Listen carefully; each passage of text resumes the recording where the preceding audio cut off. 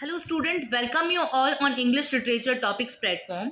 In this video, I am going to tell you a very important literary topic, heresy of paraphrase, which is very important for every literature student. So let's begin. Heresy of paraphrase is a main concept and a main principle of new criticism. I already told you on the topic new criticism in our previous video. You can watch this video on the topic new criticism. What is new criticism? New criticism is all about close reading of the text. And heresy of paraphrase. This term, particularly heresy of paraphrase, is a title of chapter in the book Well Wrought Urn, which is written by Clint Brook. This book, Well Wrought Urn, is published in 1947, and the title Well Wrought Urn is taken from John Donne's poem The Canonization. So, the heresy of paraphrase is a title of a chapter in Well Wrought Urn book, and this is the 11th chapter of Well Wrought Urn's book. So, heresy of paraphrase. What is the meaning of heresy of paraphrase? Heresy means assuming a poetry can be paraphrased. Got my point? That heresy is that of assuming that the meaning of a work of art, particularly of poetry can be paraphrased. ठीक है, देखो heresy of paraphrase जो है वो एक chapter का नाम है, और कौन से बुक का चैप्टर है वो? वेल रॉट अर्न नाम की एक बुक है जो कि क्लीन ब्रुक ने लिखी है. क्लीन ब्रुक कौन है? न्यू क्रिटिसिज्म के एक पायनियर है. और ये जो टर्म है हेरेसी ऑफ पैराफ्रेज, ये भी एक न्यू क्रिटिसिज्म का मेन कंसेप्ट और मेन प्रिंसिपल आप इसको बोल सकते हैं. सो ये जो बुक है द वेल रॉट अर्न, इसका पूरा नाम है, पूरा फुल टाइटल है इसका well wrought urn studies in the structure of poetry. Studies in the structure of poetry जो कलेक्शन ऑफ एसेज है. इसमें 11 चैप्टर हैं, 11 चैप्टर, और 11th चैप्टर का नाम क्या है? Heresy of paraphrase. और ये जो टाइटल है वेल रॉट अर्न, ये टाइटल जॉन डन की जो पोएम है द कैनोनाइजेशन, उससे लिया गया है. इतनी इन्फॉर्मेशन मैंने आपको बताई जो कि आपके लिए बहुत इम्पॉर्टेंट है कि दैट हेरेसी ऑफ पैराफ्रेज जो है वो कौन सी बुक का टाइटल है, कौन सी बुक का चैप्टर है. ठीक है, और द वेल रॉट अर्न जो है टाइटल, ये कौन से पोएम से लिया गया है? तो जॉन डन की द कैनोनाइजेशन पोएम से the well wrought urn title लिया गया है. और हेरेसी ऑफ पैराफ्रेज इस वेल रॉट अर्न बुक का 11th चैप्टर है. इसमें हेरेसी ऑफ पैराफ्रेज में क्लीन ब्रुक क्या बात कर रहे हैं? ये बात कर रहे हैं, हेरेसी का मतलब ये मान रहे हैं कि assuming a work of art can be paraphrased. ठीक है, स्पेशली पोइट्री, कि कोई भी वर्क ऑफ आर्ट जो है, स्पेशली पोइट्री को आप वर्ड्स में ना लिख के पैराग्राफ में लिखो, ये गलत है. इसके अगेंस्ट बोल रहे हैं हेरेसी ऑफ पैराफ्रेज के. देखो हेरेसी जो टर्म है वही एक नेगेटिव टर्म है, तो ये पैराफ्रेज को नेगेटिविटी में ले रहे हैं. ये कह रहे हैं कि पैराग्राफ जो है उसमें आप किसी भी पोएम को नहीं लिख सकते. अगर आप लिखते हो तो उसका जो फॉर्म और जो कंटेंट है वो ख़त्म हो जाता है. अगर किसी भी पोएम को आप अगर पैराफ्रेज कर देते हो, पैराग्राफ में लिख देते हो, तो उस पोएम का जो कंटेंट और फॉर्म जो है वो ख़त्म हो जाता है, और कंटेंट और फॉर्म अलग अलग हो जाते हैं. जबकि ऐसा नहीं होता, क्योंकि अगर आपके पास में एक ट्रू पोएम है तो ट्रू पोएम का form and content are inseparable. ये दोनों अभज्य हैं, इनको कभी अलग नहीं किया जा सकता कंटेंट और फॉर्म को. अगर ट्रू कोई पोएम लिख रहा है तो ये दोनों चीज़ें अलग नहीं हो सकती. पर अगर आप किसी पोएम को पैराग्राफ में लिख दोगे तो उसका कंटेंट और फॉर्म ख़त्म हो जाता है. सो हेरेसी ऑफ पैराफ्रेज जो टर्म है ये क्लीन ब्रुक ने दी है, और किसके अगेंस्ट दी है? पैराग्राफ में लिख देना किसी पोएम को, इसके अगेंस्ट दी है. अगर आप सिंपल से लैंग्वेज में समझो तो ये यही बोल रहा है कि किसी भी पोएम को आप वर्ड्स में ही लिखो, आप पोएम में मत लिखो, आप जो है उसको पैराग्राफ में मत लिखो. जैसे शेक्सपियर ने बहुत सारी ऐसी जो है पोएम है जो उन्होंने क्या कर दिया, पैराग्राफ में लिख दी. तो ये उस चीज़ के अगेंस्ट बोल रहे हैं. ये कह रहे हैं कि नहीं, अगर आप किसी पोम को पोम के तरीके से लिखते हो तो ही वो सही है, क्योंकि बहुत सारी चीज़ें उसमें आ जाती है, बहुत सारी लिटरेरी डिवाइसेस आ जाती हैं, सिमली है, मेटाफर है, आयरनी है। और इन्होंने सबसे ज़्यादा आयरनी पे ही बात करी है। ये कह रहे हैं कि किसी पैराडॉक्स और आयरनी, ये कह रहे हैं कि किसी भी पोम में आयरनी का होना बहुत ज़रूरी है। दो तरह की आयरनी ये बताते हैं, verbal irony and dramatic irony.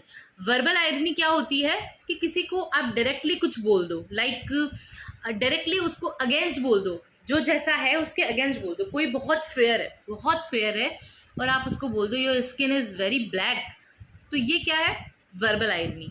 या फिर ऐसा कुछ कर दो कि कोई बहुत ज़्यादा काला है, बहुत ज़्यादा काला है, और आप उसको बोल दो कि you are very fair, your skin is very white, ऐसा किसी को कुछ बोल दोगे, दैट मीन्स ये वर्बल आयरनी है। ड्रामेटिक आयरनी क्या है कि कोई भी शो चल रहा हो उस पर, ड्रामेटिक आयरनी का सबसे अच्छा एग्जाम्पल है जो हमारे इंडियन सीरियल्स आते हैं, ठीक है, जो सीरियल आप लोग देखते हो वो ड्रामेटिक आयरनी का सबसे अच्छा एग्जाम्पल होता है। उसमें क्या होता है, उसमें ऐसा होता है कि जो आपका प्रोटेगोनिस्ट है, जो हीरो या हीरोइन जो है, उसके साथ कुछ गलत हो रहा होता है। हमें पता होता है कि इसके साथ ये इसके खिलाफ लड़ रहा है, पर ये उसको नहीं पता होता, जो मेन हीरो हीरोइन है उसको नहीं पता होता कि मेरे खिलाफ ये बंदा लड़ रहा है, इसमें ये विलन है, उसको नहीं पता होता। उसके अलावा हम सबको पता होता है कि ये विलन है, ठीक है। ये है ड्रामेटिक आयरनी, जहाँ आयरनी हो रही है ड्रामेटिक ड्रामा में।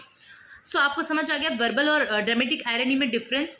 सो ये जो हेरेसी ऑफ पैराफ्रेज जो टर्म दी है इन्होंने, तो इसमें ये बात कर रहे हैं कि अगर आपके पास कोई भी पोयम है, कोई भी आप पोम लिखो, तो उस पोम को आप पैराफ्रेज करके मत लिखो, उसको आप पोम के अकॉर्डिंग ही लिखो, क्योंकि उसमें बहुत अच्छे अच्छे लिटरेरी डिवाइसेस का यूज़ होता है, मेटाफर, सिमली, आयरनी, ठीक है, उनका यूज़ करके लिखो, तभी उसका जो फॉर्म और कंटेंट है वो अच्छे से रीडर को समझ में आएगा और तभी वो पोम अच्छी लगेगी। अगर आप उसे पैराफ्रेज कर दोगे तो वो समझ में नहीं आएगा और वो सही नहीं है।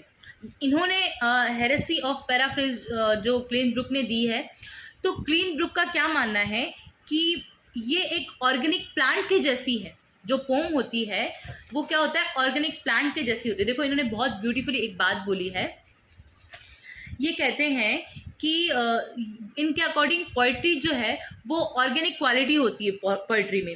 Poetry is like a plant, poetry जो है वो एक प्लांट के जैसी है, ठीक है। Poetry is like a plant with a fixed and definite organisation, जिसमें फिक्स्ड और डेफिनेट ऑर्गेनाइजेशन होता है। लाइक कौन कौन से, जैसे रूट्स, स्टॉक्स, लीफ, ये सब।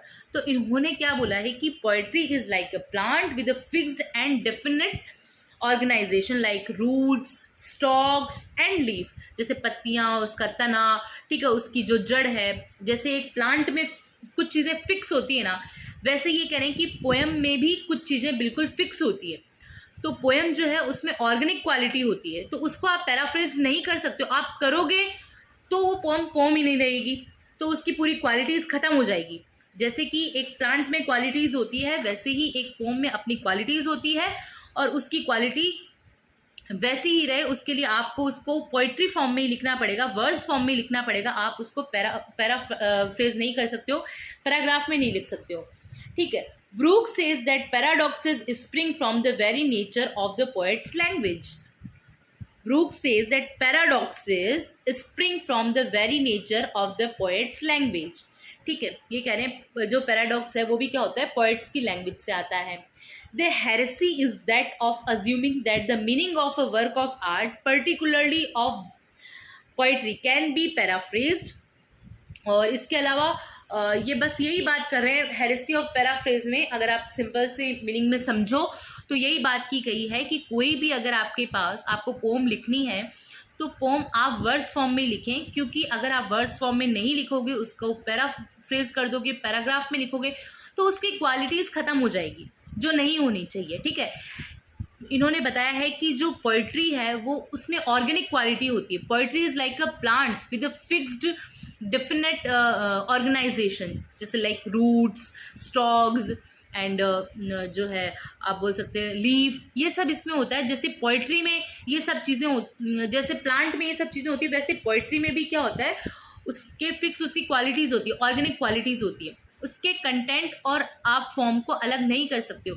अगर आप वर्ड्स में लिखोगे तो फॉर्म और कंटेंट वैसा ही रहेगा, पर अगर आप किसी भी पोम को, स्पेशली पोइट्री को आप किस में लिखोगे, पैराफ्रेज में लिखोगे, पैराग्राफ में लिखोगे, तो उसका कंटेंट और फॉर्म जो है वो एक साथ नहीं रहेगा, वो अलग हो जाएगा, जिससे पोम बिल्कुल बेकार हो जाएगी, वो एक पोम रहेगी नहीं।